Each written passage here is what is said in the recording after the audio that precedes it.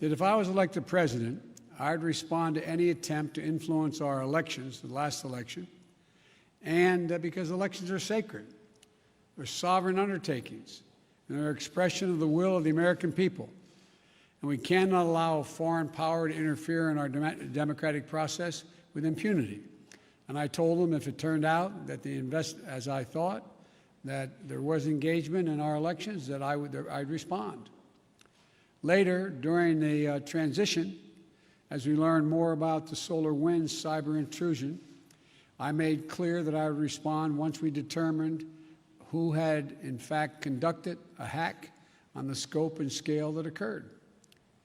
When President Putin called me in January after I was sworn in to congratulate me, I told him that my administration would be looking very carefully, now that we had access to all the data, at the issues to assess Russia's role and then determine what response we would make.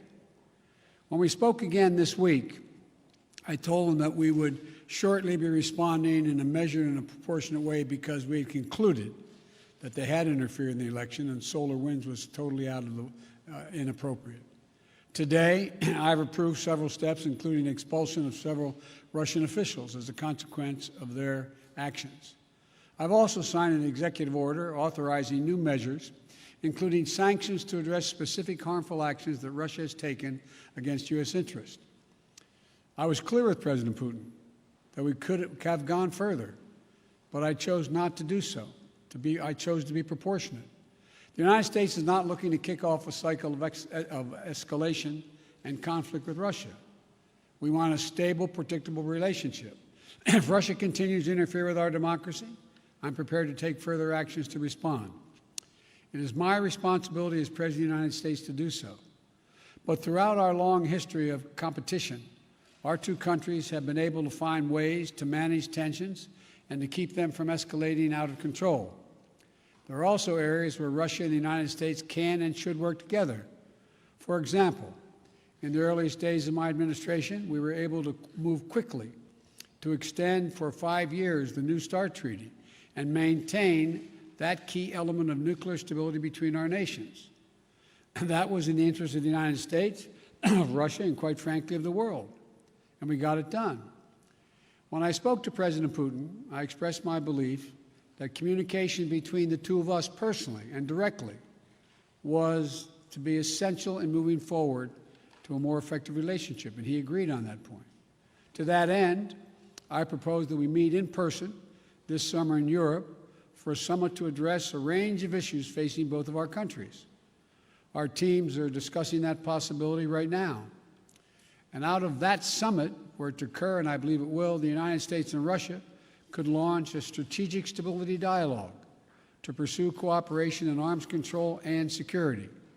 We can address critical global challenges that require Russia and the United States to work together, including reining in nuclear threats from Iran and North Korea, ending this pandemic globally, and meeting the existential crisis of climate change. I also made clear to President Putin that the United States is unwavering in our support of our allies and partners in Europe. In that vein, I expressed concern about Russia's military buildup on Ukraine's border and in occupied Crimea. I affirmed U.S. support for the sovereignty and territorial integrity of Ukraine, and I strongly urged him to refrain from any military action. Now is the time to de-escalate. The way forward is through thoughtful dialogue and diplomatic process. The U.S. is prepared to continue constructively to move toward that process.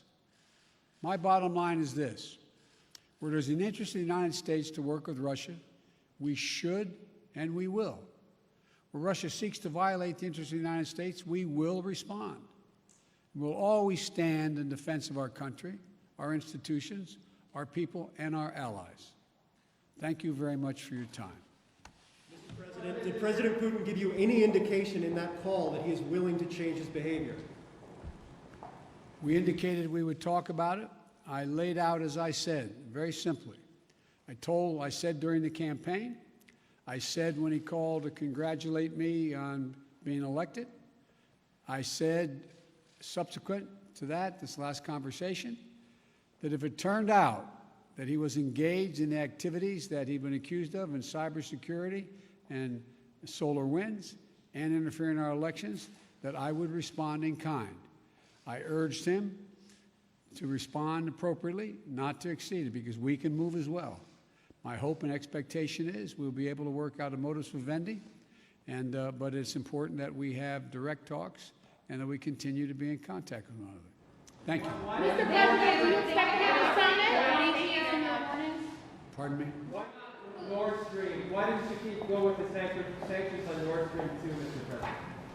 Nord Stream 2 is a complicated issue affecting our allies in Europe. I've been opposed to Nord Stream 2 for a long time, from the beginning, even when I was out of office, and even before office, before I left office as vice president.